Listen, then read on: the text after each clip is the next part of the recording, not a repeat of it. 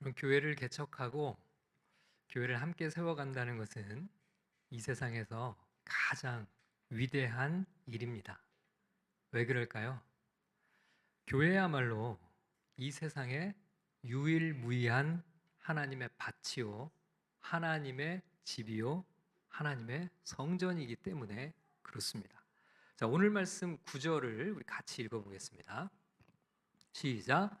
우리는 하나님의 동역자들이요 너희는 하나님의 밭이요 하나님의 집이니라.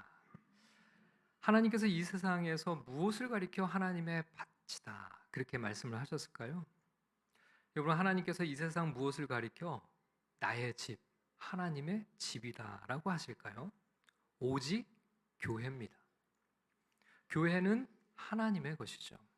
자, 16절 말씀도 같이 읽겠습니다. 시작. 너희는 너희가 하나님의 성전인 것과 하나님의 성령이 너희 안에 계시는 것을 알지 못하느냐. 이번에는 교회가 하나님의 성전이라고 말씀하셨어요.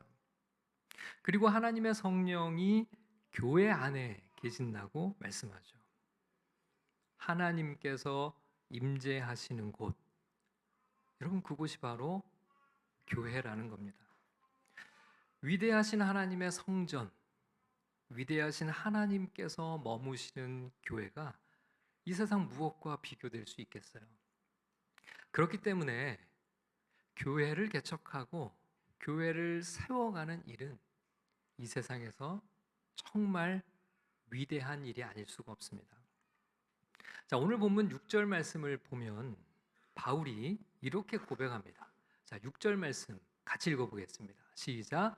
나는 심었고 아볼로는 물을 주었으되 오직 하나님께서 자라나게 하셨나니. 여러분, 바울이 무엇을 심었을까요? 아볼로는 무엇에 물을 주었을까요? 하나님께서 자라게 하신 것은 뭘까요? 바로 교회입니다.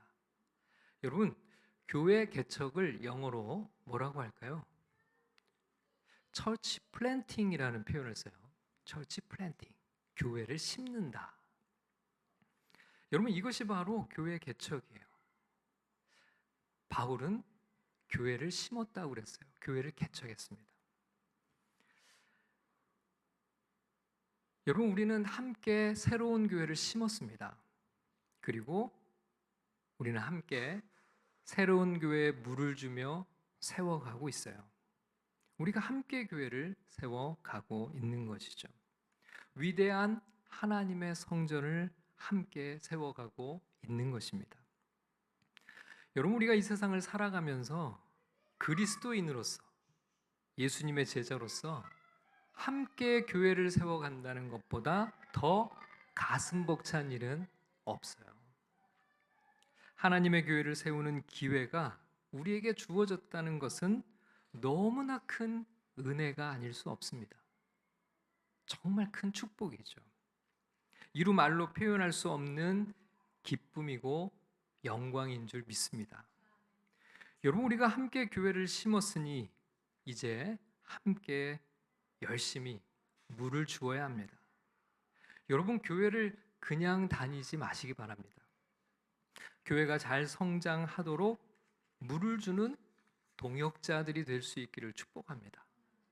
자, 그런데 우리가 심고 우리가 물을 준다고 해서 교회가 성장하는 것은 아니에요. 여러분, 성경은 이렇게 말씀하죠. 오직 자라게 하시는 이는 하나님이시다. 하나님뿐이시다. 오직 하나님뿐이니라. 여러분, 우리가 자라게 할 수는 없어요. 자, 7절 말씀도 같이 읽겠습니다. 7절 시작. 그런즉 심는이나 물 주는 이는 아무것도 아니로되 오직 자라게 하시는 이는 하나님뿐이니라. 오직 자라게 하시는 이는 하나님뿐이시기에 심는 이나 물 주는 이는 아무것도 아니라고 말씀을 합니다. 물론 심는 이나 물 주는 이가 아무것도 아니라는 말이 심을 필요가 없고 아니면 물 줄 필요가 없다는 뜻은 아니에요. 여러분, 하나님은 어떻게 교회를 세워가실까요? 하나님은 어떻게 교회를 성장시켜 가실까요? 하나님은 사람들을 통해 교회를 세워가십니다. 주님의 일꾼들을 통해서요. 하나님은 사람을 부르시고 사람에게 복음을 맡기시고 사람이 교회를 개척하고 섬기도록 하셨어요. 그러나 그 사람이 교회를 성장시킬 수 있는 것은 아니에요. 다만 우리가 할 일은 열심히 심고 물을 주는 일입니다. 그러면 하나님은 우리의 그 각자의 자리에서의 섬김을 통해 교회를 성장시켜 가신다는 거죠. 교회를 자라가게 하시는 일은 주님이 하시는 일입니다. 자, 여기서 하나님은 우리에게 한 가지 놀라운 약속을 주세요. 8절 말씀을 같이 읽겠습니다. 시작. 심는 이와 물 주는 이는 한 가지이나 각각 자기가 일한 대로 자기의 상을 받으리라. 여러분, 교회가 자라가는 것은 오직 하나님만이 하시는 일이었죠. 그러나 우리가 교회를 개척하고 함께 교회를 열심히 세워가면 하나님께서 우리가 일한 대로 우리에게 자기 상을 주신다고 약속하셨어요. 여러분, 상은 어떨 때 받죠? 잘 했을 때 받습니다. 그런데 여러분, 아무 일이나 잘했다고 다 상을 받는 건 아니에요.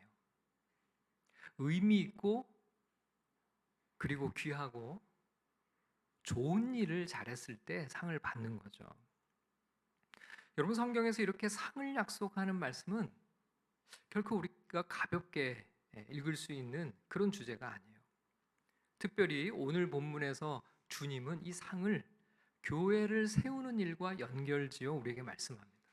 그만큼 교회를 섬기는 일이 중요하다는 것이죠. 여러분, 교회는 그저 왔다 갔다 하는 곳이 아니에요. 단순히 서비스를 받으러 오는 것도 아닙니다. 교회는 하나님의 밭이요, 하나님의 집입니다. 하나님의 성전입니다. 그러므로 교회 안에서 우리는 각자 자기의 은사와 역할을 따라 자기의 일을 성실하고 바르게 최선을 다해 효과적으로 섬길 수 있어야 돼요. 자, 그런가 하면 우리가 교회를 섬기고 세워가는 데 있어서 주의를 기울여 살펴보아야 할 것을 주님이 말씀하십니다. 자, 10절 말씀을 같이 읽겠습니다. 10절입니다. 시작. 내게 주신 하나님의 은혜를 따가 내가 지혜로운 건축자와 같이 터를 닦아두매 다른 이가 그 위에 세우나 그러나 각각 어떻게 그 위에 세울까를 조심할지니라. 아멘. 여러분, 앞에서는 바울이 교회를 식물에 비유했어요. 그래서 바울은 심었고 아볼로는 물을 주었고 하나님께서 자라게 하셨다고 했습니다. 자, 그런데 이번에는 교회를 건축물에 비교합니다. 그러면서 교회를 세우는 일에 있어서 우리가 조심해야 할 몇 가지를 말씀해 줘요. 자, 첫 번째는 예수 그리스도의 터 위에만 교회가 세워져야 한다는 것입니다. 여러분, 이것이 교회를 세워가는 데 있어서 가장 중요한 기초입니다.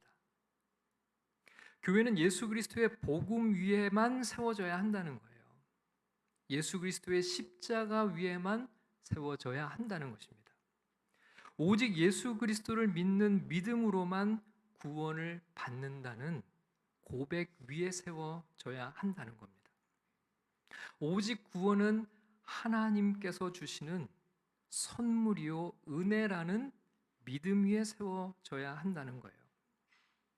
우리 죄를 대신하여 십자가에 달려 죽으시고 다시 살아나신 예수 그리스도를 믿는 믿음 외에 다른 것 위에 교회가 세워질 수는 없는 겁니다.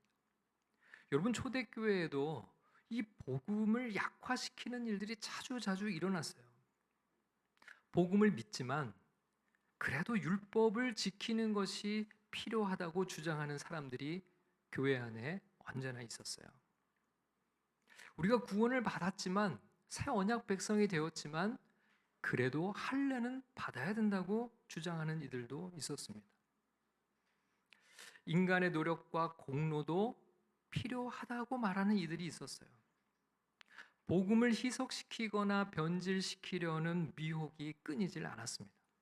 여러분, 이것은 모두 교회를 다른 터 위에 세우게 만드는 거예요. 바울은 예수 그리스도의 복음 외에 다른 터는 없다고 분명하게 선언합니다. 자, 11절 말씀을 같이 읽겠습니다. 시작. 이 닦아둔 것 외에 능히 다른 터를 닦아줄 자가 없으니 이 터는 곧 예수 그리스도라. 여러분, 우리도 늘 주의 깊게 살펴야 됩니다. 우리 교회가 복음의 터 위에 잘 세워져 가고 있는가? 율법이나 인간의 지혜나 세상적 방법과 같은 다른 터 위에 교회를 세우는 우를 범하고 있지는 않은가? 우리 자신을 늘 복음 안에 비추어 봐야 하는 거죠. 자, 그런가 하면 오늘날 우리 문화 안에는 교묘하게 들어와 있는 사탄의 미혹들이 있어요. 가장 대표적인 것이 종교 다원주의라고 할 수가 있겠죠. 모든 종교에 다 구원이 있다는 것입니다. 어느 길로 올라가도 정상에서 다 만난다는 것입니다. 진리는 종교를 초월해서 다 통한다는 것입니다. 서로를 존중하고 포용하고 함께 공존하는 것이 종교의 궁극적 가르침이 아니냐고 말합니다. 예수도 좋지만 부처도 좋다고 말합니다. 마호메트도 옳지만 공자도 옳다고 말합니다. 오히려 자기에게만 진리가 있다 하고 자기에게만 구원이 있다고 말하는 것은 편협하고 옹졸하고 독선적인 태도라고 몰아붙입니다. 여러분, 세상에서만 그런 것이 아니에요. 교회 안에도 이런 세상 문화에, 종교 다원주의 문화에 동조하는 이들이 적지 않습니다. 종교 다원주의를 인정하는 교회도 많습니다. 그러나 여러분, 이것은 다른 터 위에 교회를 세우는 것입니다. 엄밀히 말하면 그것은 더 이상 교회라고 할 수가 없습니다. 성경은 그렇게 다른 터 위에 교회를 세우는 것은 교회를 파괴하는 것이고 그것은 심각한 하나님의 심판에 직면하게 될 것을 말씀해요. 여러분, 17절 말씀을 같이 읽겠습니다. 17절 시작. 누구든지 하나님의 성전을 더럽히면 하나님이 그 사람을 멸하시리라. 하나님의 성전은 거룩하니 너희도 그러하니라. 여러분, 이 17절 말씀을 성경책에서 제일 아래에 보면 작은 글씨로 하나님의 성전을 더럽히면 할 때 이 더럽히면을 멸하면이라고도 번역 가능하다고 해놨어요. 여러분, 이 구절의 의미가 잘 드러나도록 다시 번역하면 이렇습니다. 만일 누가 하나님의 성전을 파괴하면 하나님은 그 사람을 파괴하실 것이다. 왜냐하면 하나님의 성전은 거룩하기 때문이다. 너희가 바로 그 성전이다. 여러분, 교회에서 어떤 이유로도 교회의 터인 예수 그리스도의 의미를 약화시키거나 왜곡해서는 안 됩니다. 복음과 다른 가르침을 가르치거나 교회의 기반을 흔드는 분파 행위를 해서는 안 됩니다. 그런 일은 하나님의 성전인 교회를 파괴하는 행위입니다. 그런 행위를 하는 자를 하나님께서 어떻게 하신다고요? 파괴하실 것이라고 말씀하셨어요. 엄중하고 무서운 경고가 이 말씀 속에 담겨 있어요. 여러분, 복음을 훼손하는 것은 하나님의 은혜를 손상하게 하는 행위입니다. 스스로 은혜를 저버리는 행위입니다. 하나님과의 관계를 저버리는 행위입니다. 그 결과는 멸망일 수밖에 없다는 겁니다. 여러분, 교회를 섬길 때 우리는 부족한 부분이 있어요. 때로는 잘못을 범할 수도 있습니다. 실수할 수도 있습니다. 우리의 연약함이 드러날 수도 있어요. 그러나 예수 그리스도 외에 다른 것을 전하거나 복음과 근본적으로 다른 길을 가르칠 경우에는 여러분, 하나님의 심판을 피할 수 없습니다. 그런 것은 하나님에 의해 파괴되고 말 것이라는 거예요. 우리는 이 엄중한 경고를 마음 깊이 새기고 복음의 기초 위에 우리 새로운 교회를 함께 잘 세워가는 깨어있는 공동체가 되기를 소원합니다. 자, 두 번째는 예수 그리스도의 터 위에 교회를 세울 때 어떤 재료를 사용해 집을 짓느냐 하는 것입니다. 자, 12절 말씀을 같이 읽어보겠습니다. 12절 시작. 만일 누구든지 금이나 은이나 보석이나 나무나 풀이나 지프로 이 터 위에 세우면, 자, 우리가 함께 교회를 세워갈 때 가장 값지고 단단한 금으로 짓고 있는가, 아니면 값도 없고 쉽게 불타 없어지는 지푸라기로 짓고 있는가? 불을 견디는 재료를 사용하여 짓고 있는가? 불 앞에 사라질 재료로 짓고 있는가? 바울은 이런 질문을 우리에게 던지고 있어요. 여러분, 바울은 이렇게 질문하는 것입니다. 이런 건축 재료를 비유로 들어 우리가 교회를 세워갈 때 놓치지 말아야 할 것이 무엇인지를 보여주는데요.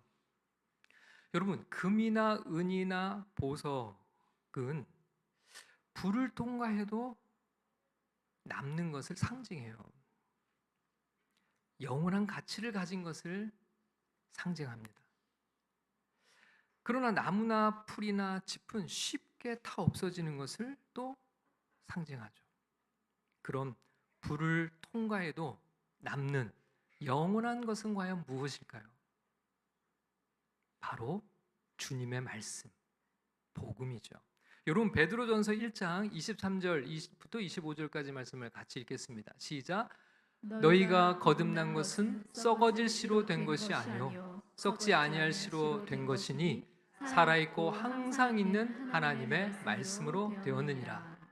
그러므로 모든 육체는 풀과 같고 그 모든 영광은 풀의 꽃과 같으니 풀은 마르고 꽃은 떨어지되 오직 주의 말씀은 세세토록 있도다 하였으니 너희에게 전한 복음이 곧 이 말씀이니라. 아멘. 여러분, 교회는 세세토록 있는 주님의 말씀의 벽돌로 세워가야 됩니다. 여러분, 그리고 이 말씀은 곧 복음이라고 말씀하셨어요. 복음으로 벽돌을 한 장 한 장 쌓아 올릴 때 교회는 교회다워집니다. 그렇게 세워져 가요.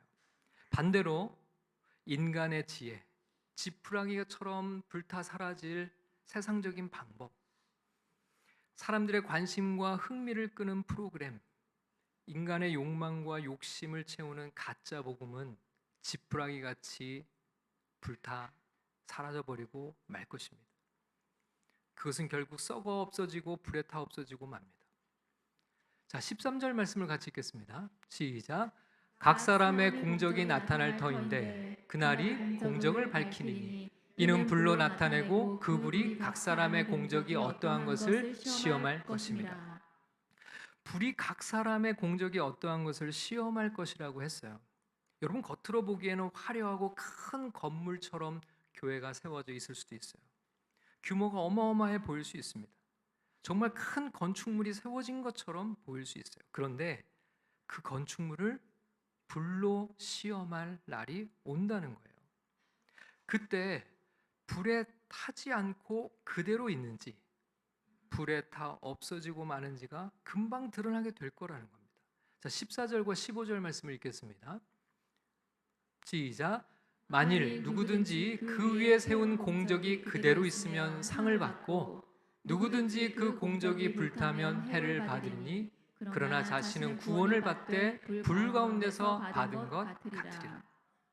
여러분, 주의 말씀과 복음의 진리 위에 세워지지 않은 것은 아무리 크고 화려해도 아무것도 남지 않을 것입니다. 사람의 눈에는 대단해 보여도 하나님의 앞에서는 지푸라기처럼 타버릴 수밖에 없어요. 사람의 칭찬을 많이 받았어도 영원한 가치가 없어요. 그러므로 교회를 세우는 일에서 가장 중요한 것은 외형이 아닙니다. 규모가 아닙니다. 사람의 인정도 아닙니다. 교회를 무엇으로 세웠냐입니다. 복음으로 세웠는가? 주의 말씀으로 세웠는가? 예수 그리스도의 터 위에 세웠는가? 오직 주님은 마지막 날 그것을 보신다는 거예요. 자, 세 번째로, 그렇다면 자, 여기서 말하는 이 상이 무엇인가 하는 것을 살펴봐야 합니다. 여러분, 하나님 나라에서는 이 세상에서 우리가 경험하는 어떤 등급이나 계층이 그런 것들이 있을 수 없겠죠. 예를 들어 천국에 갔더니 많은 상을 받아 상위 계층이 있고 상이 없는 이들이 하위 계층으로 살고 있다면 여러분, 그게 과연 천국일까요?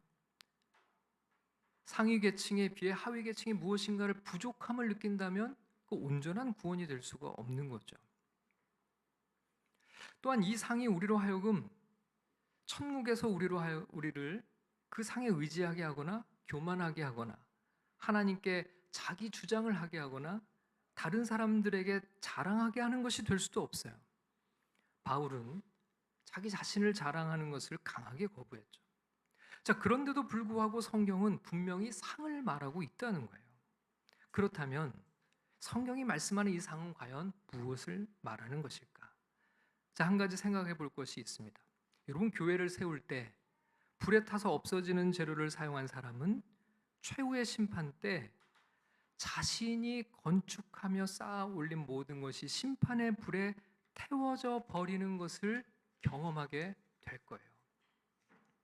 하나님 나라에는 온전하지 못한 것, 인간적인 것, 세상의 지혜, 인간의 욕망과 욕심 같은 것들이 남아 있을 수가 없죠. 그런 사람은 자신의 공적이 아무리 커 보인다 하더라도 그것이 다 태워져 하나도 남지 않는 것을 보게 될 거예요. 세상적인 관점에서는 큰 공적을 쌓은 것 같아도 지푸라기처럼 사그라져 버리고 말 것입니다. 자, 15절을 다시 읽겠습니다. 15절입니다. 시작. 누구든지 그 공적이 불타면 해를 받으리니 그러나 자신은 구원을 받되 불 가운데서 받은 것 같으리라. 그의 공적은 전부 불에 타 사라져 버렸습니다. 자기 의로 쌓아 올린 모든 공적은 불에 타 없어지는 해를 받게 됩니다. 그러나 자신은 구원을 받았다고 말하죠. 왜 그럴까요? 여러분, 오직 구원은 믿음으로, 은혜로 받는 것이기 때문에 그렇죠. 구원은 우리의 공적 위에 서 있는 것이 아닙니다. 구원은 예수 그리스도의 공로 위에 서 있습니다. 그러므로 공적이 불타는 것은 구원의 상실을 의미하지 않아요. 그러나 그것은 매우 큰 해입니다.